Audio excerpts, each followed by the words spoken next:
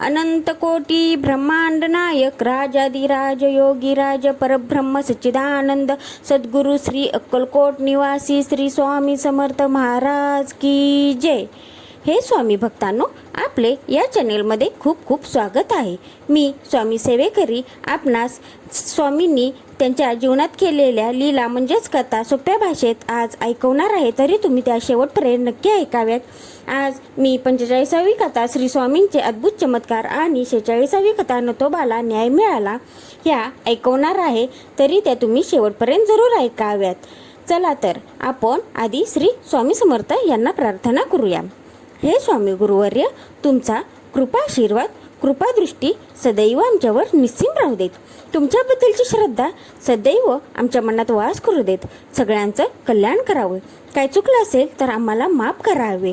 तुमचा वरद हस्त सदैव आमच्या मस्तकावर असू देत आणि आमचे मस्तक सदैव तुमच्या चरणी लीन असू देत। श्री स्वामी समर्थ, जय जय स्वामी समर्थ। चला तर आपण पाहूया श्री स्वामींचे अद्भुत चमत्कार।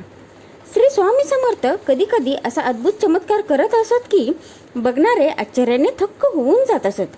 असाच एक दिव्य चमत्कार श्री स्वामींनी शके 1775 मध्ये केला होता।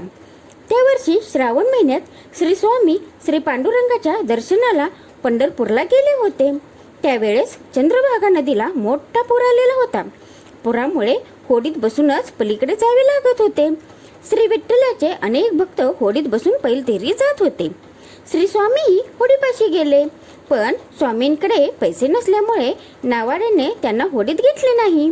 उलट एका नावाड्याने तर त्यांचा अवतार बघून त्यांची टिंगल केली। दुसरे नावाडी देखील हसू लागले। त्यांच्या हसण्याकडे महाराजांनी लक्ष दिले नाही। ते चंद्रभागेच्या पाण्यावरून चक्क तरातरा चालत निघाले आणि पैलतेरी पोहोचले। तो चमत्कार बघून सर्वांचे डोळे दिपले। लोकांनी असा चमत्कार यापूर्वी कधीच पाहिला नव्हता। आपण ज्यांचा अपमान केला, टिंगल केली, ते कोणी लफंगे साधू नसून परमेश्वराचे अवतारच आहेत याची सर्वांना खात्री पटली। सर्वांनी धावत जाऊन श्रीचरणांवर डोके ठेवून त्यांची माफी मागितली। केवळ अज्ञानामुळे या लोकांनी आपली टिंगल केली हे श्री स्वामी महाराज जाणून होते, म्हणून त्या लोकांना श्री स्वामींनी माफ केले आणि आशीर्वादही दिला। पंढरपुरात श्री स्वामी काही दिवस राहिले। त्यानंतर ते मोहोळ नावाच्या एका गावी आले। मोहोळला निसर्गरम्य वातावरण होते। उंच डोंगर, वनराई आणि नदी नाल्यांमुळे तो भाग सुंदर दिसत होता। डोंगरावरच्या एका गुहेत 6 महिने राहून महाराजांनी तपश्चर्या केली।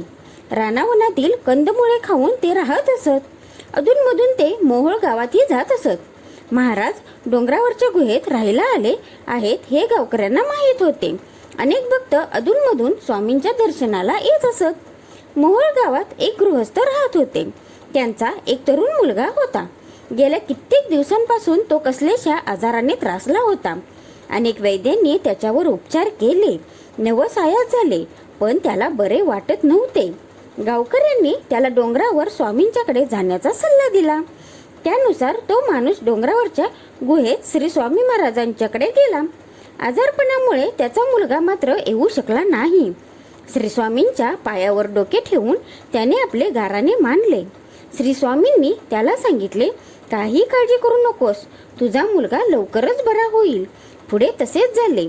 त्या माणसाचा मुलगा कुठल्याही औषधाशिवाय बरा झाला।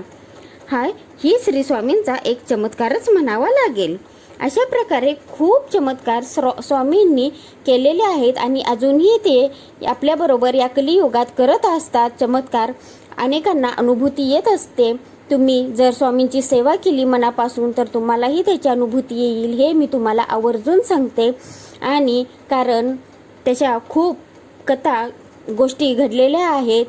फक्त मनापासून श्री स्वामी समर्थ हे नाव जरी घेतले तरी पण ते स्वामींजवळ तुमची हाक जाते, हे नेहमी लक्षात ठेवा। आता आपण ऐकूया नतोबाला न्याय मिळाला।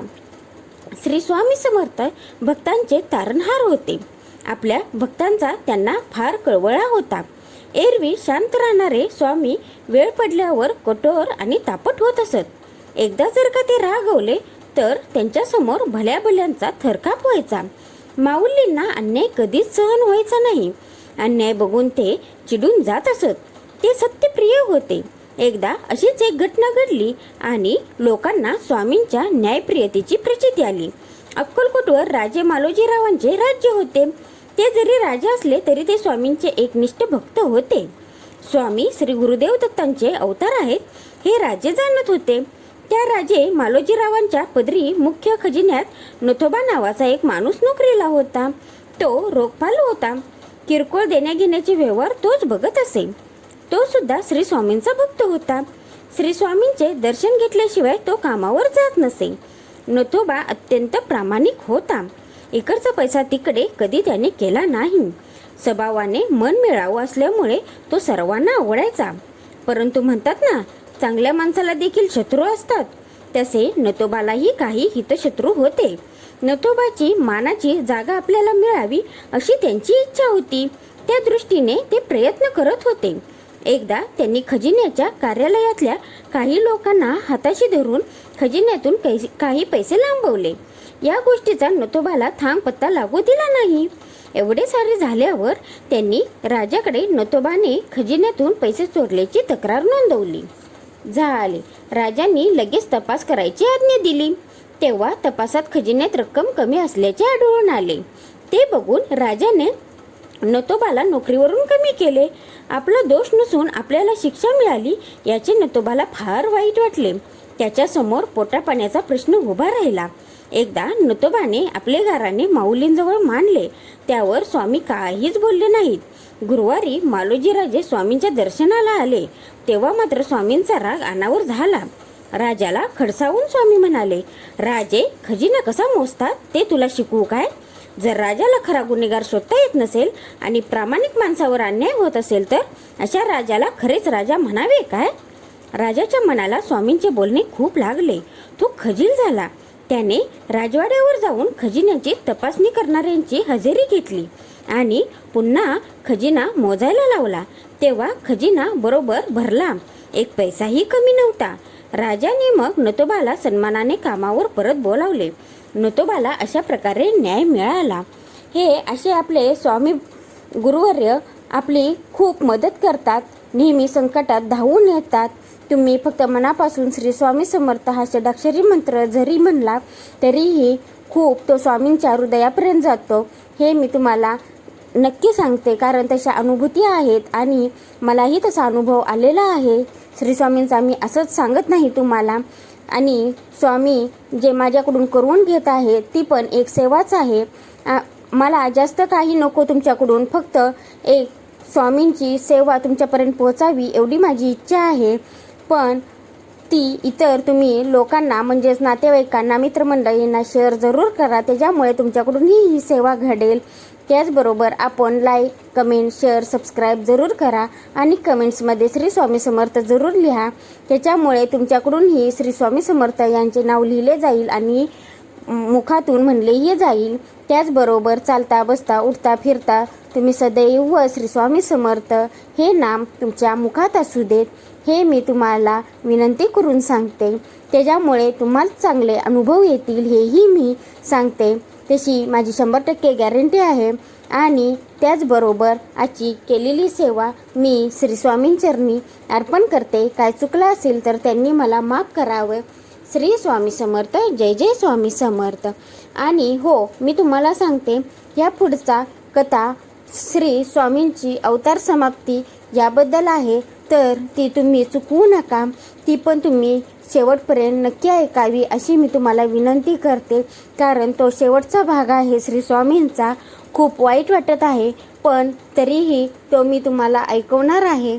श्री स्वामी समर्थ. जय जय स्वामी समर्थ.